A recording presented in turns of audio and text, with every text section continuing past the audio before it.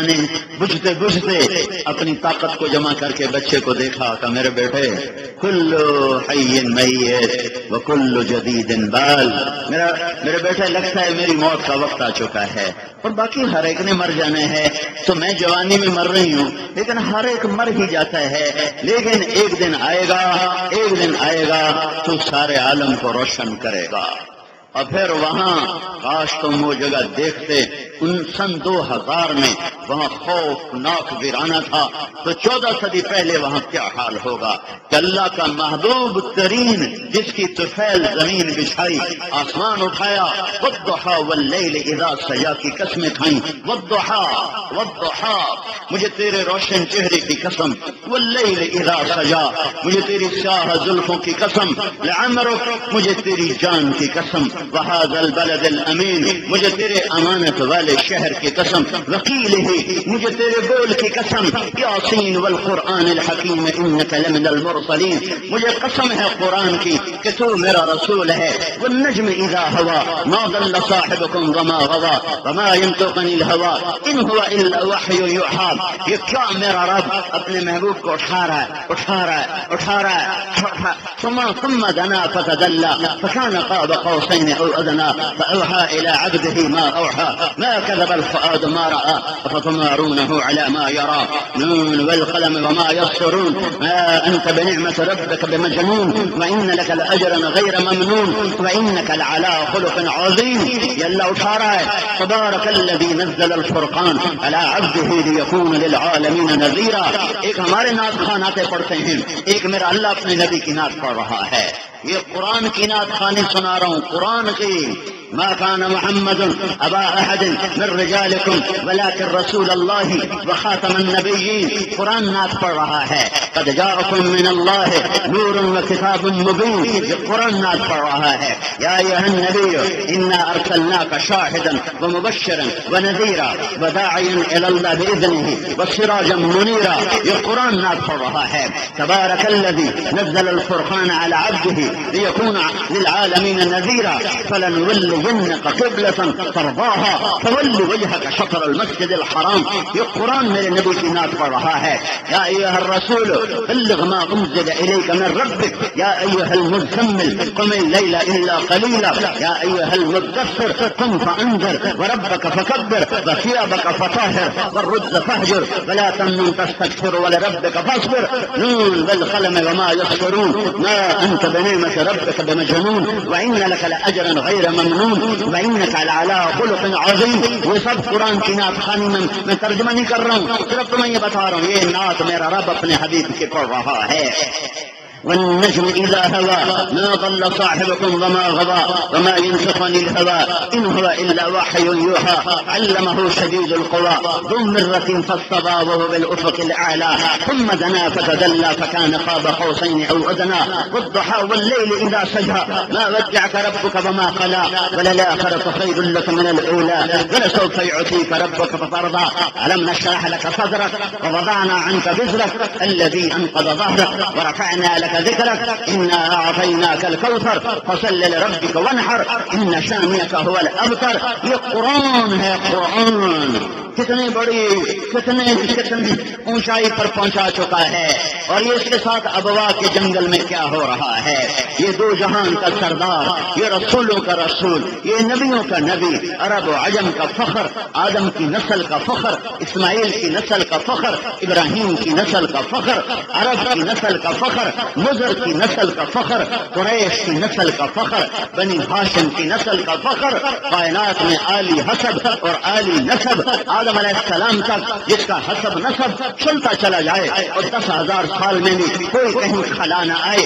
محمد بن عبداللہ بن عبد المطلب بن عبد مناف بن ہاشم بن عبد مناف بن قصی بن club بن مرہ بن کعب بن لوی بن غالب بن فہر بن مالک بن نضر بن کنانہ بن خزیمہ بن مدرکہ بن الیاس بن مضر بن نزار بن معد بن عدنان بن اول بن حمیصہ بن سلام النعمان بن عوس بن دوس بن قموال بن عدي بن عوام بن ناشد بن حذاء بن بلداس بن يدلاف بن طابق بن جاحم بن ناحش بن ماخي بن عيفي بن عبقر بن عبيد بن الدعاء بن حمدان بن كنبر بن يثربي بن يحزن بن يلحن بن عرعضة بن عيفي بن زيشان بن عيسر بن أقناد بن إيهام بن مقصر بن ناحس بن زارع بن سمي بن مزي بن عوض بن عرام بن قيدار بن إسماعيل بن آذر بن إبراهيم بن آذر بن ناحور بن سروش بن ريوس بن فائش بن عابر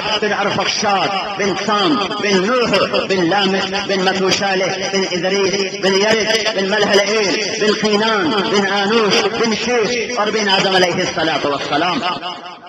یہ اللہ کے محبوب کی ساری پیڑھی میں نے تمہیں سنائی ہے، اس کے لیے تو اللہ سونے کے فرش بچھاتا، ماں باپ کا سایہ سر پہ ہوتا، خدام کھڑے ہوتے، سونے کی پلیٹوں میں کھانا ہوتا، آگے پیچھے باڈی گارڈ ہوتے اور فرشتے پر بچھا کے چل رہے ہوتے. جنت کی حوریں وہ آ کر بائیں بائیں پہلو میں بیٹھی ہوتی اور آپ کی خادمہ بن کے روٹی پکاتی. جبریل میکائیل در دولت پر خادم بن کے کھڑے ہوتے، پر میں اس کی بے شہنشاہی پہ قربان جاؤں. سر گھٹنے اٹھا کے ہاتھ اوپر، سر اندر گھٹنوں میں، جیسے 6-7 سال کا بچہ نہیں روتا، ایسے 1 منٹ نہیں، 1 گھنٹہ نہیں، کئی گھنٹے سر یہاں رکھ کر روتے رہے روتے رہے روتے رہے. پھر کیا فرمایا؟ یہ سنانے کے لیے تمہیں ساری کہانی سنائی ہے کہ آج کا انسان صرف پیسے کو جانتا ہے، پیسے کے سوا کچھ نہیں جانتا، مٹ جانے والی دنیا کو جانتا ہے اور کچھ نہیں جانتا. میرے نبی نے کہا اگر میری ماں زندہ ہوتی اور میں عشاء کی نماز کے لیے مصلی پہ کھڑا ہوتا اور میں سورۃ فاتحہ پڑھ رہا ہوتا، فرض نماز عشاء، میں سورۃ فاتحہ پڑھ رہا ہوتا اور ادھر سے میرے گھر کا دروازہ کھلتا اور میری ماں کہتی محمد، تو میں اس کے لیے نماز توڑ دیتا اور میں کہتا اماں جی میں حاضر ہوں، آپ فرمائیں کیا حکم ہے، میں نماز بعد میں پڑھوں گا. یہ دنیا مٹ جانے کی ہے، یہ دنیا مٹ جانے کی ہے، آگے یا جنت ہے یا جہنم ہے. میرے بھائیو، جو اس زندگی میں حضرت محمد صلی اللہ علیہ وسلم کی غلامی میں آیا، اس کا یہ جہان بھی بنا، اس کا وہ جہان بھی بنا. اور جس نے اللہ کے رسول کی زندگی کو بھلا دیا، ٹھکرا دیا، وہ یہاں بھی مارا گیا، آگے بھی مارا گیا ہے. میرا نبی پیٹ پہ پتھر باندھ کے امت کے لیے رویا ہے. پیٹ پہ دنیا میں 6 بر اعظم اللہ نے مجھے پھرائے ہیں. میں نے کوئی پوری دنیا میں اتنا بڑا فقیر نہیں دیکھا جتنا میں نے اپنے نبی کو فقیر پڑھا ہے. کوئی ایسا مسکین نہیں دیکھا جیسا میں نے اپنے نبی کو دیکھا ہے. ایک صحابی آئے، یوں کرتا اٹھایا، یا رسول اللہ یہ دیکھو میں نے پیٹ پہ پتھر باندھا ہے بھوک کی وجہ سے. اللہ کے نبی نے کرتا اٹھایا کہ یہ دیکھو میں نے 2 باندھے ہوئے ہیں بھوک کی وجہ سے. ایک رات ہم عائشہ کے پہلو میں لیٹے ہوئے، کبھی ایسے پہلو بدلیں، کبھی پھر یوں پہلو بدلیں، پھر یوں پہلو بدلیں، پھر ایسے کروڑ بدلیں، پھر ایک دم لیٹے لیٹے جو چارپائی کی لکڑی ہوتی جس پر بان ہوتا ہے اس پر اپنے پیٹ کو یوں لگایا اور نیچے لٹک گئے، نیچے لٹک گئے. تو ہم عائشہ اٹھ کے بیٹھ گئیں. تو انہوں نے پوچھا یا رسول اللہ کیا ہوا کیا ہوا؟ آپ نے کہا عائشہ بھوک بڑی لگی ہے، بھوک بڑی لگی. یہ وہ ہستی ہے جس کے لیے احد پہاڑ سونا چاندی بننے کو تیار ہے. عائشہ بھوک بڑی لگی، اپنی امت کے لیے آخر حد تک گزر گئے. اب بیمار ہوئے، 29 صفر انتقال فرمایا، 12 ربیع الاول. دنیا میں جانے میں 5 دن باقی ہیں. تو آپ نے کہا مجھے غسل دو، غسل دو، غسل دیا. پھر آپ علی و عباس کے کندھوں پہ ہاتھ رکھا اور آپ مسجد میں ظہر کی نماز سے پہلے تشریف لائے. ممبر پر بیٹھ گئے، ایسے مجمع بھرا ہوا کہ آپ کی بیماری کی خبر چاروں طرف پھیلی ہوئی تھی۔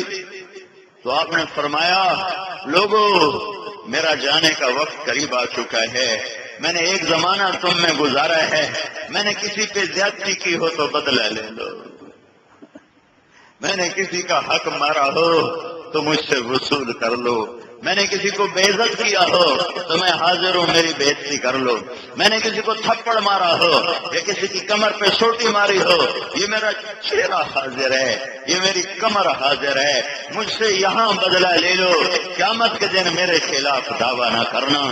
یہ پاک معصوم ہستی ہے، اور یوں اللہ کے دربار میں کھڑے ہونے سے اور لوگوں کے حقوق کے بارے میں اتنا احتیاط فرما رہا ہے کہ اپنے صحابہ سے کہہ رہا بدلہ لے لو، آگے میں نہیں تمہارا مقابلہ کر سکتا۔ سورے صحابہ زور زور سے رونے لگے، پھر آپ ان کو روتا چھوڑ کے ممبر سے اترے، نماز پڑھائی ظہر کی، پھر ممبر پر تشریف فرما ہوئے، پھر فرمایا میری جان حاضر ہے، میرا مال حاضر ہے، یہاں لے لو جو لینا ہے۔